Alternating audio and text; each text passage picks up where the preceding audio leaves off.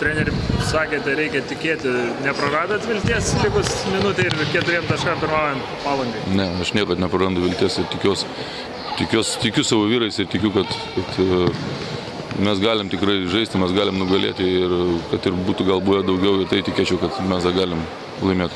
Treneri, tikėjote tokių sunkių rungtynių, nes, žiūrint į turnyro lentelę, tai gerokai skiriasi. Taip, skiriasi ir aš tikrai tikėjausi, kad bus sunkios, bet kad tokios sunkios tikrai nesitikėjau. Aišku, gal mums koja pakišo tas iškovotas titulas prieš keletą dienų ir gal aš nemanau, kad tai buvo atsipaldavimas, paprasčiausiai mes metėm, atrodo, savus metimus, bet mes nepatekėm šiandien. Arnas Vasiliauskas sakė, kad tai yra fizinių jėgų pasiekmė, kad ta komanda šiek tiek dabar fiziniai formai prastesnėja. Aš manau, kad duoda savo, aišku, vis dėlto tai yra sezono pabaiga, galim sakyti, liko čia porą mėnesių ir jo, reikia kažką daryti, aš galvoju, kad reiks, bus tarpelis tarp